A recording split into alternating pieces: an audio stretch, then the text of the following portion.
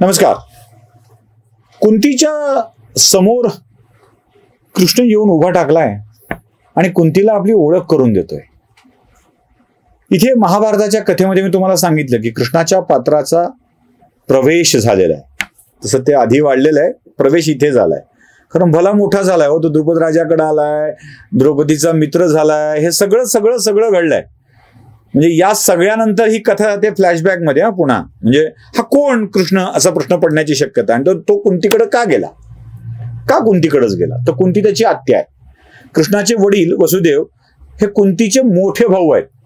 त्यामुळं आपल्या वडिलांची बहीण म्हणजे आत्या, आणि या आत्याच्या घरी आत्याच्या मुलांना मदत करण्यासाठी कृष्ण गेलेला आहे. या कृष्णाच्या जन्माची हकीकत आता महाभारतामध्ये सांगायला सुरुवात केलेली आहे. व्यासाने खूप सुरेख पद्धतीनं या सगळ्या कथा सांगितलेल्या आहेत. एकात एक गुंफत गुंफत गुंफत ही कथा पुढे जाते. आणि मग कृष्णाच्या माफ करा पांडवांच्या लाक्षागृहातून बाहेर पडलेल्या प्रसंगाजवळ ही कथा पॉज होते. लक्षात राहावं म्हणून सांगतोय आपण. काय होतं की मूळ कथा तो विसरून ती तिथे पॉज झाली आहे. लाक्षागृहातून बाहेर पडलेले पांडव मग लाक्षागृहातून बाहेर पडल्याबरोबर बकासुराचा वध करतात. हिडिंबीची भेट होते, मग त्या गंधर्वाची भेट होते. मग गंधर्वाच्या भेटीनंतर ते आपला कुलगुरू कुलोपाध्याय शोधतात. धौम्य ऋषी या कुलोपाध्यायांच्या शोधानंतर द्रुपद राजाच्या दरबारात येतात. द्रुपद राजाच्या दरबारात अर्जुन जिंकतो द्रौपदीला, तो घरी घेऊन येतो. द्रौपदीला 5 पती मिळतात. हे 5 पती का मिळतात ते पण आपण बघितलंय. आणि या द्रौपदीच्या सोबत आपल्या आत्याच्या घरी आलाय द्रौपदीचा पाठराखण म्हणून तो कृष्ण. आणि या कृष्णाची कथा सुरू होते. या कृष्णाच्या कथेला समजता समजता कुंतीचा आणि कंसाचा काय संबंध हे सुद्धा आपण बघितलंय. म्हणजे वसुदेव कुंतीचा मोठा भाऊ, या वसुदेवाचे पिता शूरसेन, या शूरसेनाचं राज्य कंसानं जरासंधाच्या मदतीनं उलथवून टाकलं आणि आपण मथुरेचा राजा बनला. मथुरेचा राजा बनल्यावर सुद्धा शूरसेनाच्या मुलाशी संबंध उत्तम ठेवले. एवढे उत्तम ठेवले की आपली बहीण देवकी ही वसुदेवाला देऊन टाकली. आणि तिच्या विवाहात अचानक आकाशवाणी झाली की 8वा पुत्र संपवणार आहे. 8वा पुत्र संपवणार आहे. या आकाशवाणीला घाबरून वसुदेव देवकी यांना आपल्या नजरेत कैदेत संसार करू द्यायचा, त्यांना लेकरं होऊ द्यायची आणि मग एकेका लेकराचा अंत करायचा हे कंसाने ठरवलंय. अत्यंत क्रूर कर्म आणि वाईट वृत्तीचा हा कंस आहे. त्याच्यामुळे त्याला मथुरा आपला राजा समजत नाहीये. मथुरेला तो कधी आपला राजा वाटलेला नाहीये. दुसऱ्या पित्यापासून जन्मलेल्या म्हणजे राजाच्या राणीला दुसऱ्या कुणातरी पित्यानं अपत्य द्यावे ते सगळे राजे म्हणून हस्तिनापूरच्या कुरुवंशाने स्वीकारले.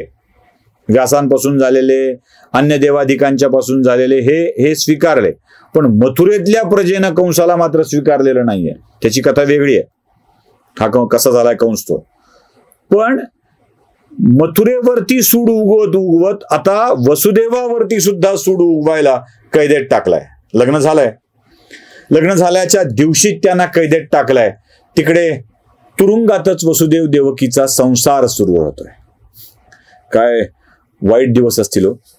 ज्या दिवशी लग्न झालंय त्या दिवशी सुखी संसाराची स्वप्न बघायची तर एका तुरुंगात कैदखान्यात टाकलं जातं आणि सगळा संसार त्यांना करावा लागतो. दैवी आज्ञा पाळावी लागते.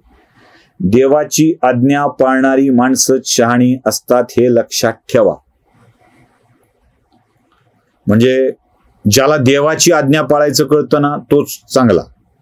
जो चिकित्सा करतो देवानी असं का सांगावं, जो चिकित्सक असतो, अभ्यासक असतो, त्याला नाही कळत.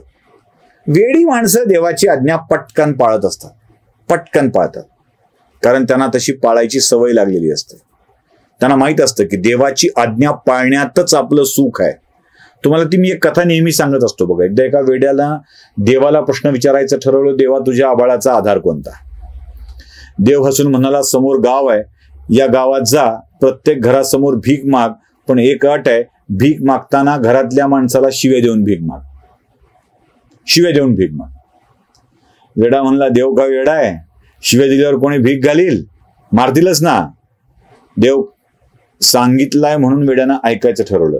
भलेही देवाला वेडा म्हणाला, पण ऐकायचं ठरवलं आणि गावातल्या प्रत्येक घरी जाऊन भीक मागायला, शिव्या देऊन भीक मागायला सुरुवात केली. शिव्या दिल्यावर मारच बसणार होता, तसा त्या वेड्यालाही मार बसला.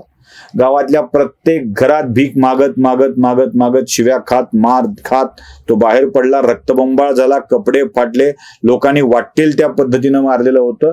शेवटी गावच्या टोकावर असलेल्या एका म्हातारीच्या घराजवळ थांबला आणि देवाला शिव्या घालू लागला. म्हणाला, देव काय फालतू आहे, मला काय हे असलं काम सांगितलं. म्हणलं आता बघतोच देवाची.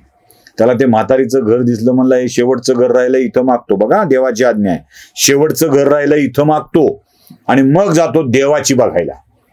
देवाची आज्ञा पाळणाऱ्याला देवाची बघण्याचा अधिकार सुद्धा असतो. तो वल्लभा मी कांतू उगाच नाही होत. तो नवरा आहे मी बायको असं देव उगाच नाही म्हणत. उगाच नाही म्हणत. देवाची ती ताकद असते, तो इशारा असतो. भामगिरीच्या डोंगरावर देवाच्या तपश्चर्येत बसलेल्या, पांडुरंगाच्या आराधनेत बसलेल्या तुकोबाच्या बायकोच्या पायातील काटा काढायला पांडुरंग येतो. दामाजी पंतांनी लुटलेल्या कोठीचे पैसे द्यायला विठू महार बनून तिकडे जातो आणि त्याचे पैसे पूर्ण देतो. ताकद लागते भक्तीची.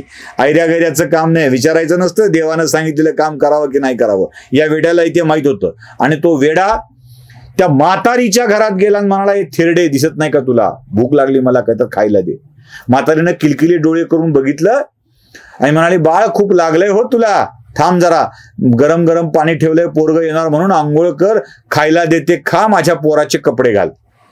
म्हातारा तो वेडा भूक ताण सगळं विसरून देवाकडे गेला आणि देवाला म्हणाला, देवा ही काय भानगड? ते आधाराच दे सोडून. म्हणला, मी सगळ्याला शिव्या दिल्या, सगळ्यांनी मला मारलं, म्हातारीनं मात्र मारलं नाही.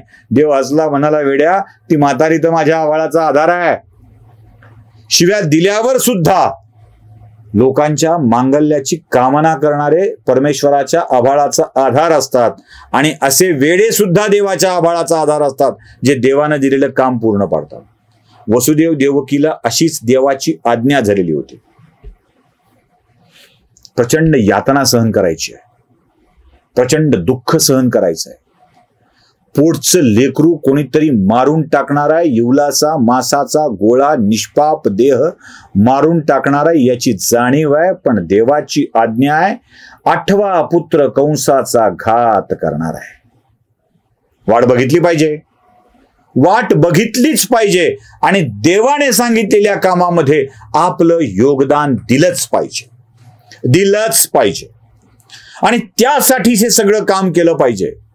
बघता बघता एक एक दिवस जाऊ लागला, महिने जाऊ लागले आणि निसर्गाने आपलं काम केलं. एकत्र राहिलेल्या वसुदेव देवकीच्या संबंधातून देवकीच्या उदरात पहिला गर्भ राहतो आहे आणि गर्भ राहिल्याची बातमी कंसाला कळते आहे. बघता बघता 9 महिने पूर्ण होतात आणि देवकी प्रसूत होते.